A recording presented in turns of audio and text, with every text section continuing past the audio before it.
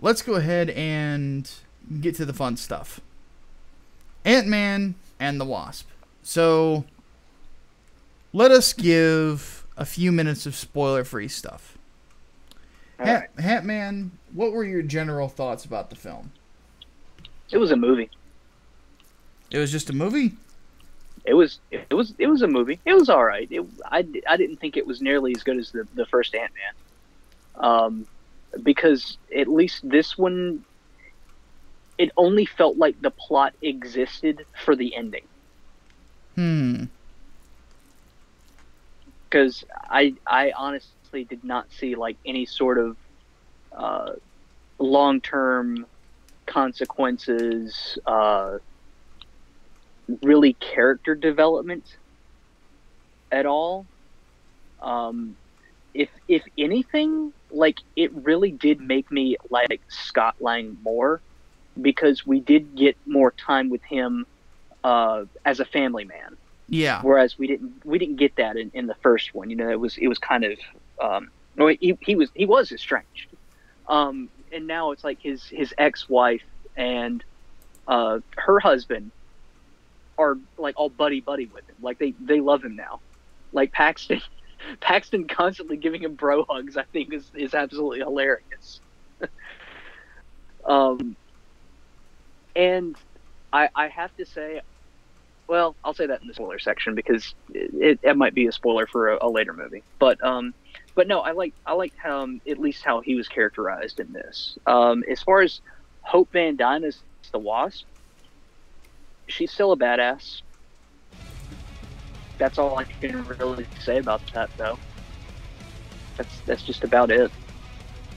And Hank Pym is still an asshole. I'm glad that they are at least keeping that for the comics, that Hank Pym is an asshole and everyone knows it and is not afraid to say it to him. Yes. That's definitely one thing that I enjoy. Yeah. I'm not a Hank Pym fan at all. Scott's my favorite Ant-Man, so my general thought is you could have alternately titled this is what Ant-Man was doing during Infinity War. Yeah, yeah.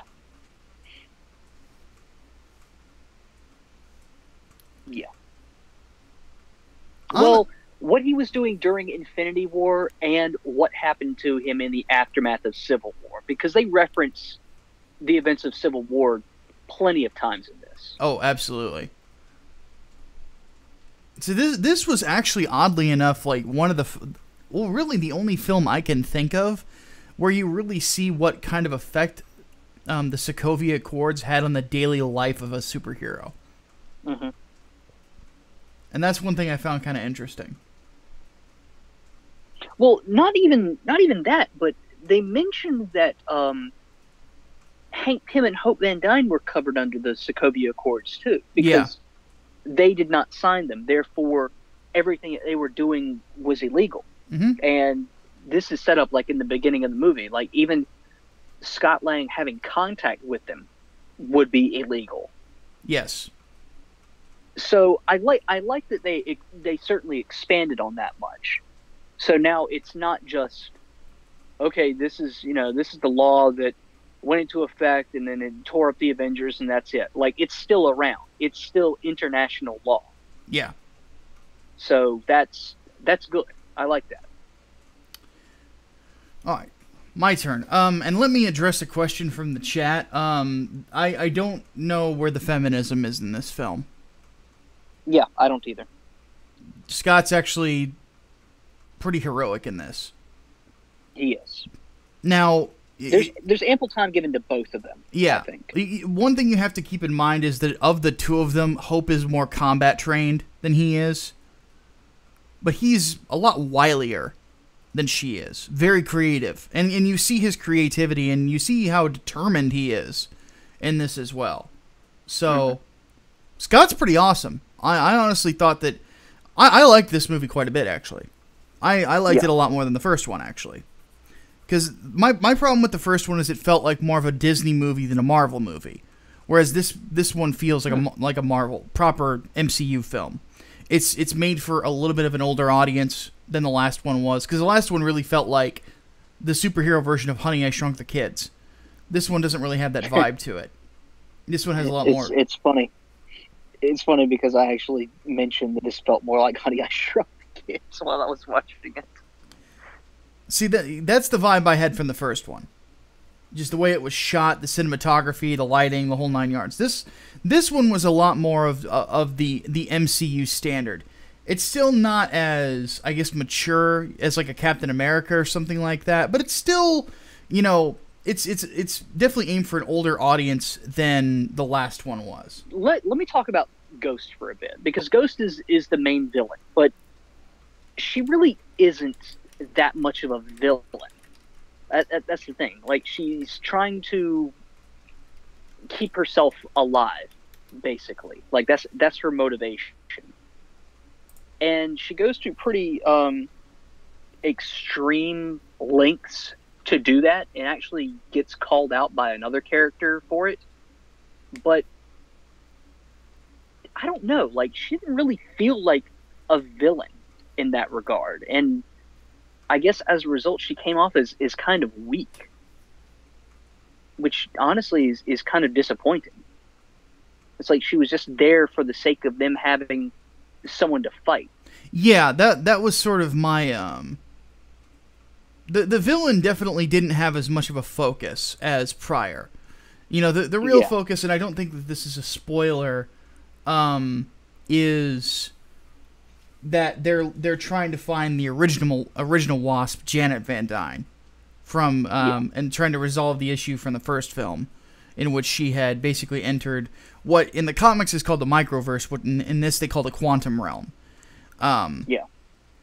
So, but Ghost kind of just exists as an accessory for the plot, not necessarily for much else. Which that's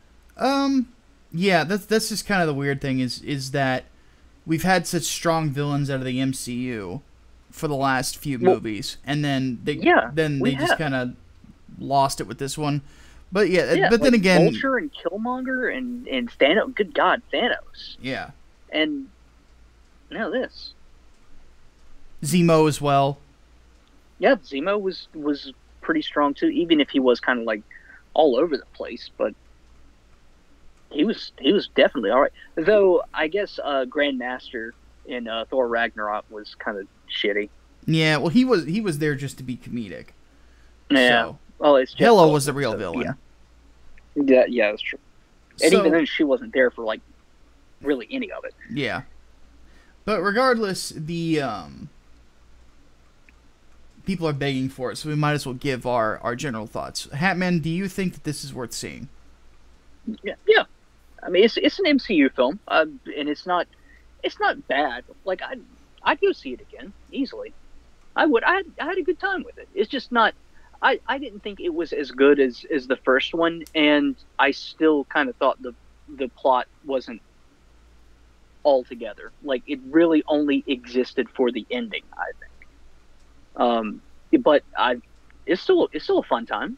No alcohol required, to borrow a Jeremy Johns thing.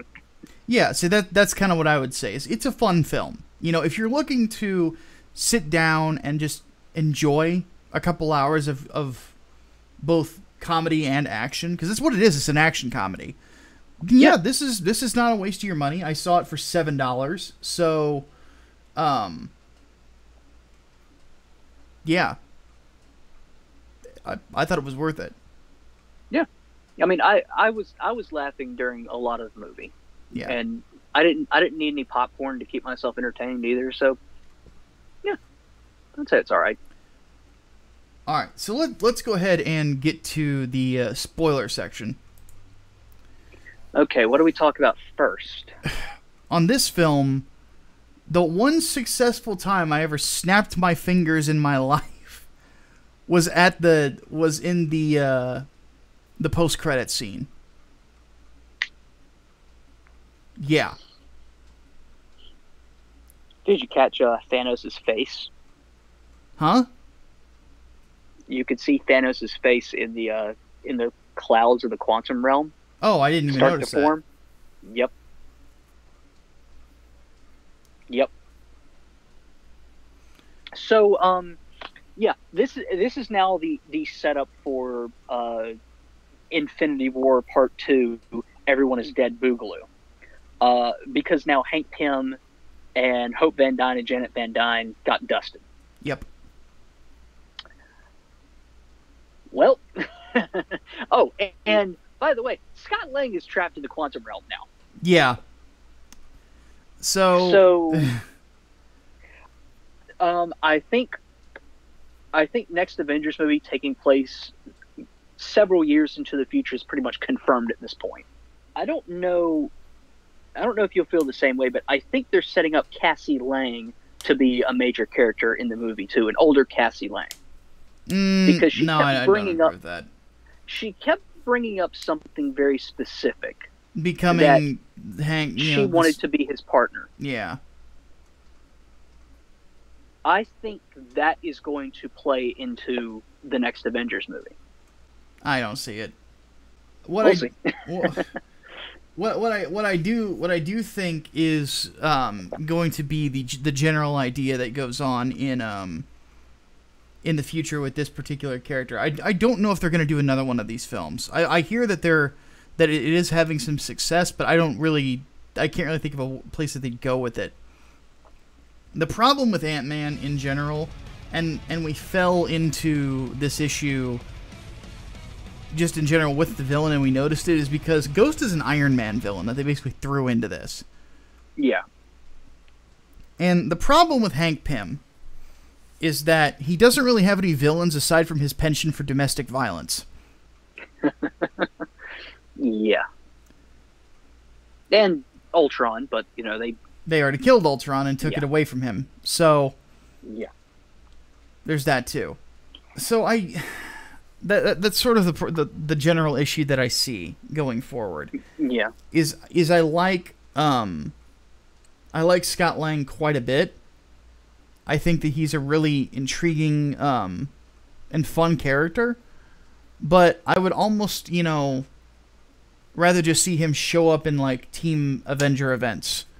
Instead from now on. So yeah, I think and you can see, well, like he certainly plays off of others really well. Like you saw it in the first Ant-Man, how he played off of Hope Van Dyne, and of course, that's on full display here too. Oh yeah, and his crew as well. Even in Civil War, with Captain America and all them, like he was great. Mm-hmm. So I think yeah, going forward, I don't know if I would want another solo Ant-Man movie, which is kind of sad because I enjoyed him. But it's like, where are you going to go with this? Like, because he can't fight anyone like ridiculously OP. They've done a heist movie already, and this one is just sort of, I don't know, there. But what more do you do with the character? I honestly do not know. I really don't know either. I have no idea. The reveal of Goliath being in cahoots with Ghost, kind of obvious. Kind of saw it coming. Yeah, but the fact that he really wasn't a villain either and was actually trying to like keep her in check, I thought was one better. Oh yeah, that was actually really well done. Yes. I liked the idea of it. Even though it is basically them ripping an Iron Man villain. They made her very sympathetic. They made you feel for her plight, and yeah, they went about that the right way because she also wasn't like some sort of a ruthless killer or anything like that, where it's really hard to sympathize with her. She was an agent of S.H.I.E.L.D. at one point, but at least you were working with S.H.I.E.L.D. That's something that I didn't actually like. Really? Because it's a retcon. She was essentially the Winter Soldier of S.H.I.E.L.D. Mm-hmm. But nobody knew about her up until this point. Like, you'd think with all the crises that S.H.I.E.L.D. went through, that there would at least be a mention Hatman, So I don't- Fury's the spy. Even his secrets have secrets. Yeah, that's true. But, well, consider also, Hydra was in control of S.H.I.E.L.D. Wouldn't Hydra have had some inkling of Ghost? Maybe thought that she was going to die anyway, so it didn't matter. That's possible. I don't know. I just don't really like the retcons of stuff. It's just, nah. But it really doesn't even matter that much, to be perfectly honest. It's just a nitpick. Yeah, you're kind of nitpicking at this point, partner. Mm-hmm. Yeah. Yeah. But regardless, though, to answer a question from the chat, where are they going to go after Thanos? He seems like a pretty big and final villain. How do you top him? Doom, Kang, Magneto. Yes. You know, like there's a lot of other really big Marvel villains. Galactus. Galactus. Yeah, there's a lot that they can still do.